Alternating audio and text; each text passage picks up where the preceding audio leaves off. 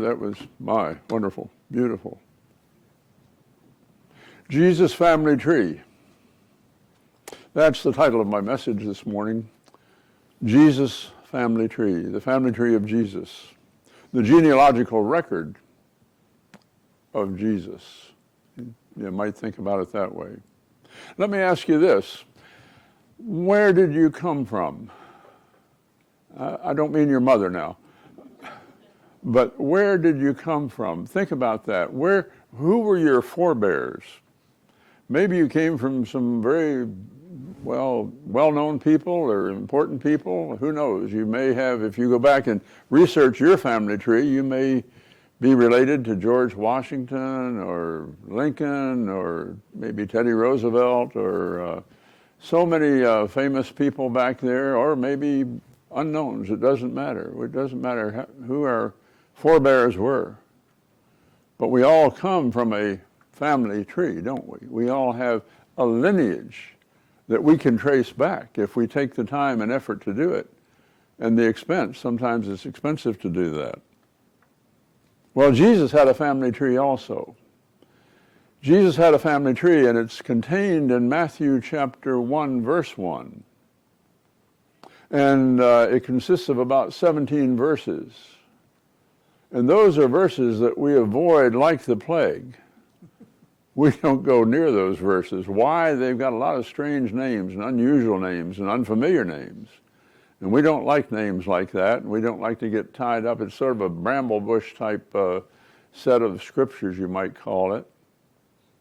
But one thing they taught me when I went to seminary, they said, you know, your congregation, most people in your congregation won't want to read certain passages in the Bible. They said, and that's your job, to instruct them, to show them, to enlighten them about some of these passages that are so important, vitally important. And that's what this passage is. This is a vitally important passage in so many ways. I'm going to invite you to turn with me this morning, if you will, to Matthew chapter 1 and verse 1. We'll start with verse 1. And this details the family tree of Jesus, the genealogical record of Jesus. And it says this, starting with verse 1. It says, a record of the genealogy of Jesus Christ, the son of David, the son of Abraham. Now I'm going to stop right there for a minute. I'm going to tell you something. I'm going to accentuate, I'm going to emphasize the ladies in here today, because this is Mother's Day, and there are 5 ladies' names contained in this genealogical record. And I'm going to emphasize those. Why? Because, again, that's the nature of my message today. So going back to verse 2 here now, it says, Abraham was the father of Isaac, Isaac the father of Jacob, Jacob the father of Judah and his brothers, Judah the father of Perez and Zerah, whose mother was Tamar. Now there's the first lady that we're going to look at today. Perez the father of Hezron, Hezron the father of Ram, Ram the father of Amminadab, Amminadab the father of Nahshon, Nahshon the father of Salmon, Salmon the father of Boaz, whose mother was Rahab. There's number 2, Rahab. Boaz the father of Obed, whose mother was Ruth. Ruth is number 3. Obed the father of Jesse, and Jesse the father of King David. David was the father of Solomon, whose mother had been Uriah's wife. Look at that. That's number 4. It doesn't name her. It says that his mother had been Uriah's wife. Mystery guest. Verse 7, Solomon, the father of Rehoboam. Rehoboam, the father of Abijah. Abijah, the father of Asa. Asa, the father of Jehoshaphat. Jehoshaphat, the father of Jehoram. Jehoram, the father of Uzziah. Uzziah, the father of Jotham. Jotham, the father of Ahaz. Ahaz, the father of Hezekiah. Hezekiah, the father of Manasseh. Manasseh, the father of Amon. Amon, the father of Josiah. And Josiah, the father of Jeconiah and his brothers at the time of the exile to Babylon. Now look at that for a minute. That gives us a data point, doesn't it? It tells us the time, roughly the time that this was all occurring and when these people lived. Continuing on, it says, after the exile in Babylon, Jeconiah was the father of Shealtiel. Shealtiel, the father of Zerubbabel. Zerubbabel, you remember, rebuilt the temple. Zerubbabel, the father of Abiud. Abiud, the father of Eliakim. Eliakim, the father of Azor. Azor, the father of Zadok. Zadok, the father of Achim. Achim, the father of Eliud. Eliud, the father of Eleazar. Eleazar, the father of Mathan. Mathan, the father of Jacob, and Jacob, the father of Joseph. Now we get in familiar territory here. And Jacob, the father of Joseph, the husband of Mary. That's number 5. Mary, of whom was born Jesus, who is called Christ. Thus there were 14 generations in all, from Abraham to David, 14 from David to the exile in Babylon, and 14 from the exile to the Christ. May God bless the reading and the hearing of his holy and sacred, immutable word this morning. This is the passage that in the King James Version has a lot of begets. You remember the old begets, if you read the King James Version. Abraham begat Isaac, and Isaac begat Jacob, and Jacob begat, and so forth. Well, that simply meant that they fathered or mothered, depending on whether it was male or female, masculine or feminine. They gave birth, in other words, to those people. And beget was the old English way of saying that, giving birth. Now, when you read through these, like I say, these are not the most exciting scriptures in all of the Bible by any means. It sort of reminds me of the fellow who was asked to write a review of the telephone book. You know, he did. He wrote it and he said, great cast of characters, but weak plot. Didn't have much of a plot in the phone book. But a great cast of characters. That's what these are. This is a great cast of characters. We're going to explore that here this morning. You see, the Jews were big on genealogies. I've said that many times. Genealogies were vitally important to the Jews. They're important to us today. We don't pay that much attention to them. Most of us don't. But if you're in England, the royal family, you pay a lot of attention to those. So it comes and goes. It has different meanings and different emphasis in different places. But the Jews felt they were essential, and they were essential for a number of reasons.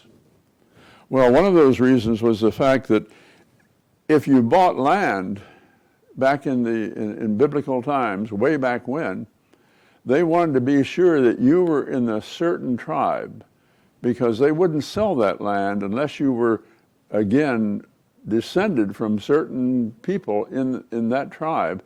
Why? They didn't want to have the borders of the tribes start to come together and then be ill-defined. The tribes, you remember, the 12 tribes of Israel had well-defined borders, and they wanted to keep them that way. So every time there was a land sale, they would go back and research the records and say, is he a member of the tribe of Dan, or the tribe of Asher, or the tribe of Manasseh, or whoever it might be.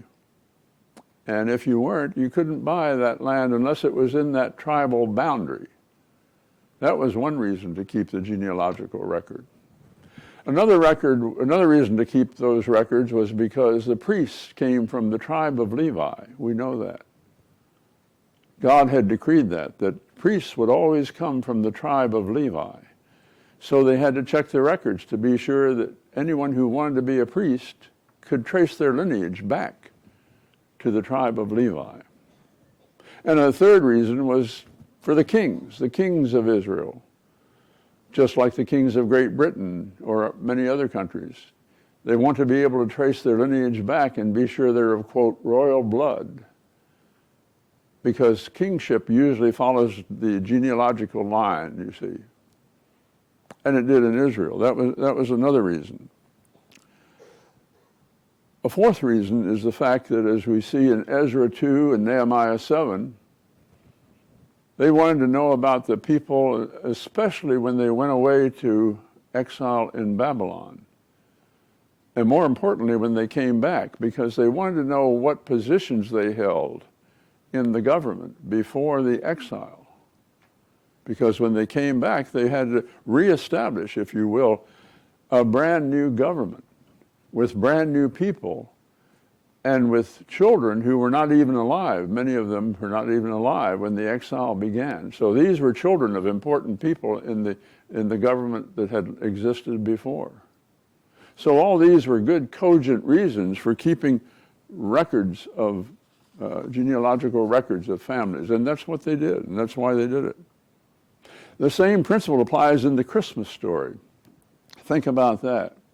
If you look at the Christmas story in Luke chapter 1, it says this. It says, chapter 2, verse 1, "In those days Caesar Augustus issued a decree that a census should be taken of the entire Roman world." Now, we all know about that. But then when you go to verse 3, it says this, "And everyone went to his own town to register." Everyone went to his own town to register. That's a significant statement. What it meant was that wherever you were born, the male part of the family, wherever that male was born, he had to go back to that hometown to register and to be counted in the census. And that's why Joseph went from Nazareth, of course, to Bethlehem. Okay? Because if you go on and read further, it says that Joseph belonged to the house and line of David. And he did. We just read that a little while ago. He belonged to the house and the line of David, the lineage of David, in other words. And so he had to go back to his hometown to register, and that's why, of course, the birth of Jesus takes place there. Now, why is this so important, this genealogy that we've just gone through? Well, the main reason is the fact that this establishes Jesus Christ, the Messiah, the Son of God. It establishes him as the part of the lineage of the household of David, of the kingdom of David. A very important kingdom. You remember David was the most remarkable individual, the most outstanding king that Israel ever had. And so God had said this. He had said this in a vision to Nathan. And if you want to turn with me, I invite you to turn with me to 2 Samuel chapter 7. 2 Samuel chapter 7. This is what God told Nathan about the coming of the Messiah. Now bear in mind, this is 1,000 years before the birth of Christ. 1,000 years, maybe a little bit more. Starting with verse 12, chapter 7, verse 12. It says, "When your days are over," this is God speaking to Nathan, who's going to tell this to David. "When your days, David, are over, and you rest with your fathers, I will raise up your offspring to succeed you, who will come from your own body, and I will establish his kingdom." Notice the difference there. Your offspring is plural, but his is singular. His means Jesus Christ. I will establish his kingdom. He is the one who will build a house for my name, and I will establish the throne of his kingdom forever. I will be his father, and he will be my son. Talking about Jesus. When he does wrong, I will punish him with the rod of men, with floggings inflicted by men. But my love will never be taken away from him, as I took it away from Saul, whom I removed from before you. your house, David, and your kingdom will endure forever before me. Your throne will be established forever. That's a promise, David. You can take that to the bank. Why? Because the Messiah is going to come from your lineage, is going to come from you. You see, Jesus was not the only one who was claiming to be the Messiah in those days. Just like today, we have people who are, quote, false messiahs and false prophets. They were around in places, and so the only way they could trace that back was to find someone who, again, had the lineage that traced back to the house of David, to the kingdom of David. This is what God had said in 2 Samuel, and they knew that. The Jews knew that. So if someone said, you know, I'm the Messiah, they said, well, let's see what your genealogy is. Let's go back and trace where you come from. Are you part of the house of David? Chances are they weren't. So that was another bona fide test that they could use.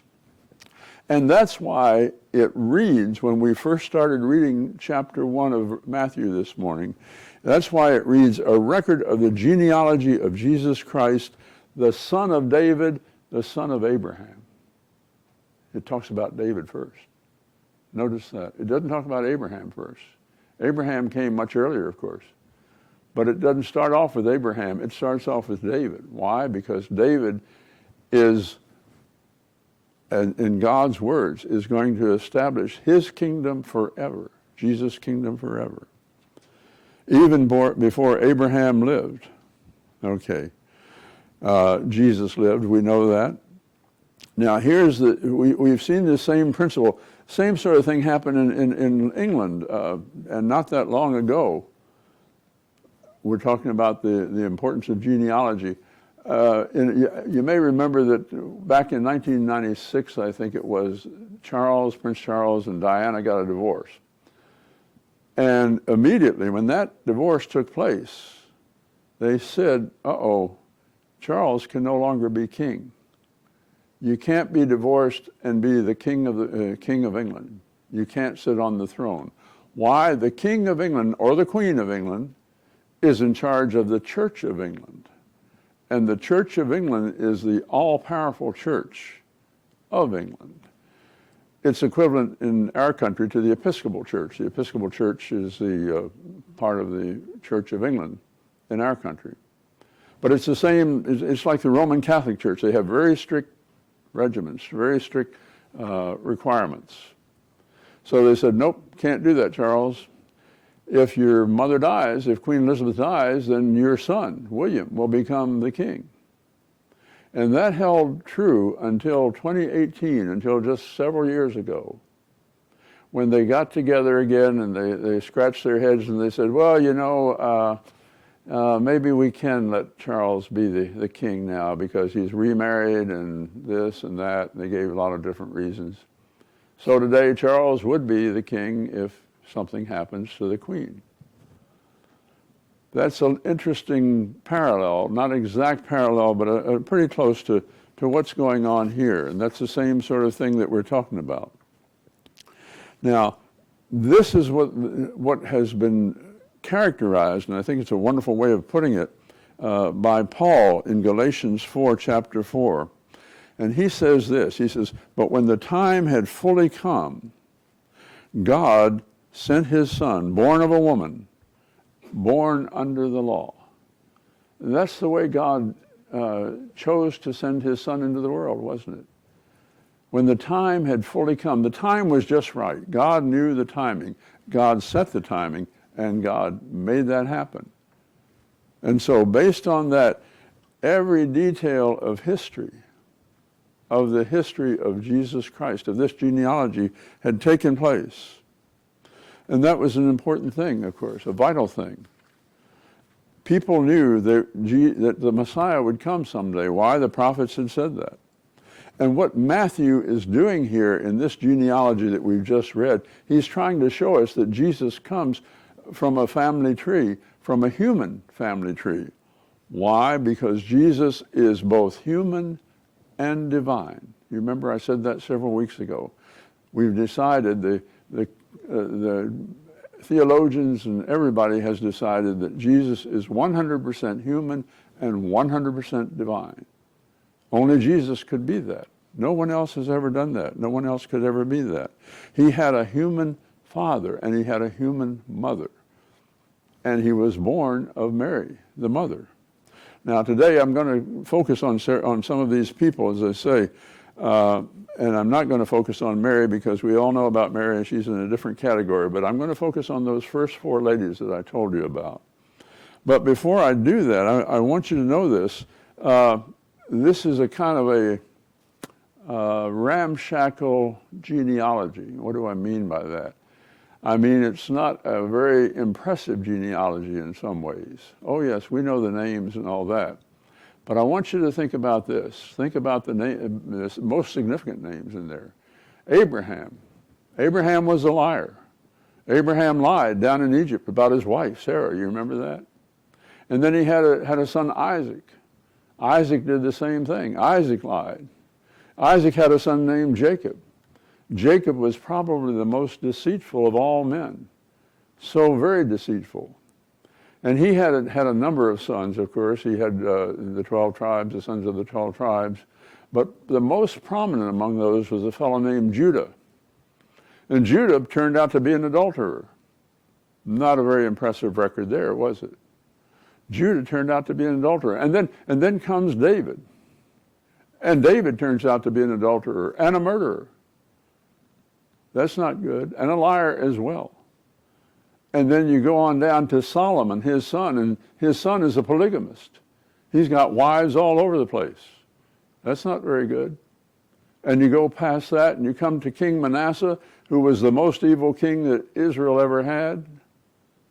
This is not a good background, is it? Not a good family tree. Not one you would want to present to someone and say, boy, look at this. Look what we've got here. So now I think it's time to talk about these ladies that I want to present. I want to start with this first one, Tamar. You remember she's way up early in the family tree there.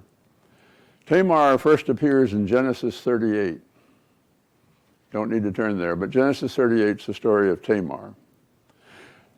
Tamar was the daughter-in-law of Judah. Judah was the most prominent son of Jacob, as I say. And Judah had a number of sons, and the first the son that married Tamar was named E-R. And died. And so when died, there was another son named Onan, O-N-A-N, who stepped forward to take his place. That was the Mosaic law. You know, if you're married to a certain lady and the person dies, the male dies, his brother steps up and takes his place and marries the same lady. So Onan did that. But then he died. So here she is childless and husbandless. She doesn't have a husband. So here's Tamar, and she says, what am I going to do? So unfortunately, she contrives a scheme with Judah, her father-in-law, a prominent man. And ultimately, because of her relations with him, she becomes pregnant. And she has two boys, two sons, Perez and Zamar and Zephyr. Perez and Zephyr. And they are not noted for anything at all in particular. But because they are the sons of Judah, this very preeminent man, this very prominent man, because they are his sons, and because she's, of course, the mother of them, her name appears in the genealogical record. So that's how Tamar gets in here. And not a very good way to start, not good at all. So then we go to Rahab. Rahab comes next. We all know Rahab the harlot. What a title. Not the title you want to have. Rahab the harlot means prostitute. That was her profession. But Rahab is very significant biblically. Why? Because you remember Joshua sent the spies out. he sent the spies out to find out what was going on in the land of Canaan. Why? They were going to come and occupy the land of Canaan. And so when they're in this town of Jericho, the spies are, of course, about to be caught. And Rahab takes them in. Now think about this. Rahab is a lady of the night, as we call it. And think about this. If you're in that profession, you have men coming and going at all hours of the day and night, don't you? So in a way, that was a good choice for these men. Why? Because they could come and go without appearing to be anything significant. Well, of course, the king of Jericho finds out about this, and he sends his messengers, and they interrogate Rahab. They say, what about these fellows? Are you hiding them? Do you know where they are? Can you tell us anything about them? And she lies. No, I don't know. I don't know anything about them. They're hiding up on her roof. She's told them to go up there and hide. But she's hiding them, and that's a good thing for them. So eventually, of course, the messengers of the king go away, and they go down looking outside the city for these men. And she tells them, come down off the roof, and I'll let you down out the window.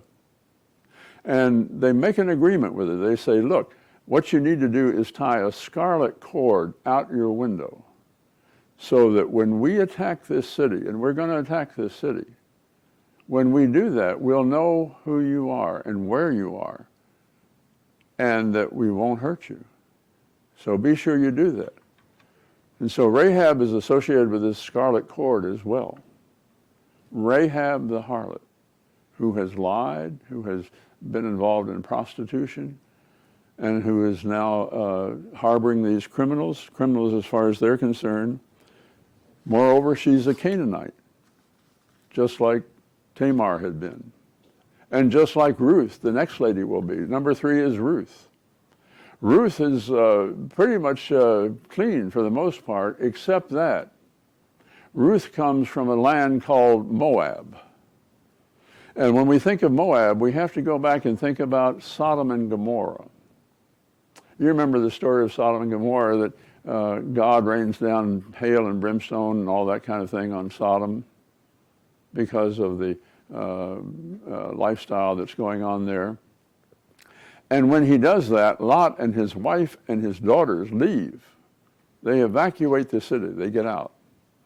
Well, Lot's wife, we know about her. She turns into a pillar of salt.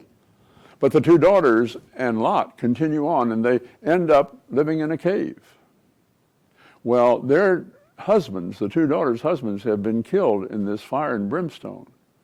So because they want to have children as well, they have relations with their father, with Lot. So here we go again. That's not good. What happens from that? They have 2 sons, twin sons, called Moab and Ammon, A-M-M-O-N, and Moab, M-O-A-B. Moab and Ammon found 2 major nations, Moab and Ammon. They become known as the Moabites and the Ammonites. And if you look through the history of Israel, all throughout the history, the old history of Israel, you'll see the Israelites are always fighting with the Moabites and the Ammonites. They're always at war with them. They're bitter enemies. Well, Ruth, no fault of hers, is a Canaanite from Moab. And she comes with her mother-in-law Naomi down into Israel, what becomes Israel. And she goes out into what's known today as the fields of Boaz. Boaz is a very rich Israelite. And he's plowing and farming the fields. And as you know, that Ruth gleans in the fields with her mother-in-law Naomi. And she meets Boaz and they get married. And what's significant about that is she marries this individual who is a Jew, an Israelite, Boaz. And then between them, they have a son named Obed. Obed, O-B-E-D. And Obed has a son named Jesse. And Jesse has a son named David. Aha, King David. So now we've come to the most important person in Israelite history in terms of kingship, David, and where God says the throne of Jesus will emanate from. And then it goes on. There's one more to go. We've got these three, but we've overlooked probably the most well-known of all the ladies that we're going to talk about. And that's a lady named Bathsheba. A lady whose name does not appear in here as Bathsheba. You remember I said that when we came to that part? It said, no, she's not in there, not in terms of her name. It just says that, I've forgotten the exact terminology, but it just addresses her as Uriah's wife in so many words, and that's what she was. But you remember what happened. David sees her out bathing and so forth on her roof, and he falls in love with her, and they commit adultery, and they have a child, and the child dies. Why? God wasn't going to let that child live. So here she is, an adulteress. Not a good situation again. Bathsheba, whose name does not appear. Why? The Jews didn't want to put her name in the genealogy. They were too embarrassed by it. They didn't like that. So here we have these four ladies, Tamar, Rahab, Ruth, and we have the last one, Bathsheba, perhaps the most prominent. And they're all doing bad things. They're all, with the exception of Ruth. Ruth is innocent. She has nothing on her record. But they're involved in prostitution. They're involved in incest or in other forms of adultery or things like that. They're lying. These are not well-known people. But you remember, it's not isolated to the women. I started off by saying Abraham lied, Isaac lied, Jacob was deceitful, Judah was an adulterer, and it goes on, all the way down through Manasseh, the evil king. So here's the point. Almost not all, but many of these people involved in this genealogy are sinners of the first degree, the worst degree. And who can be proud of that? Why would God let that happen? Why would God have that and put that into the genealogy of Jesus Christ? Let me give you some reasons. First of all, this is probably the best chapter, the most important passage, I'll call it, of grace. Why? Because these people are all, in my book, going to be saved. They may be sinners of the worst sort, but they are prominent, they're powerful, they're important in the life of Jesus. So the chances are that God will save each and every one of them. I don't mean on the basis of their sins, I mean on the fact that God is a forgiving God. This is a powerful chapter about grace and the grace of God. Another reason that he puts this in there, I think, is the fact that he wants to show that Jesus understands our problem. You and me. We're all sinners under God. And if these people can sin like that and be saved, well, so can we. You know, I don't know of a single murderer in here. I don't know of anybody who's done many of the things that are listed that we've talked about today, but we've all done some things that are sin and against God.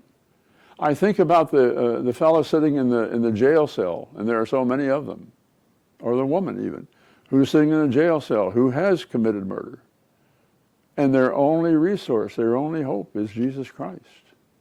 If they don't turn to Jesus, they're lost. It's true of all of us, whether we've sinned or not.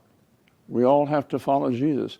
So there are so many reasons that God instills these and invokes these names and their reputation when he presents this genealogy of Jesus Christ, to show that anyone can be saved. That's the good news of the gospel. The good news of today, the fact that Jesus saves. He came to seek and save what was lost. That's us. He came to seek and save all who are willing to follow him. So that's the message. The message is it doesn't matter how badly they sin, no matter how grievously they sin, no matter how many sins they committed, if they turn and follow him. And it says in Hebrews, it says that Rahab was faithful. And that's what it takes. That's the criteria. That's the qualification. If you're faithful to the gospel, if you're faithful to God, to Jesus Christ, you too can be saved. It's as simple as that. That's the message of all of this. So, happy Mother's Day to all you mothers, and just take heart, because these are some mothers that a little different category, but nonetheless it shows the grace of God and the power of God, and the fact that God is an all-forgiving, almighty God.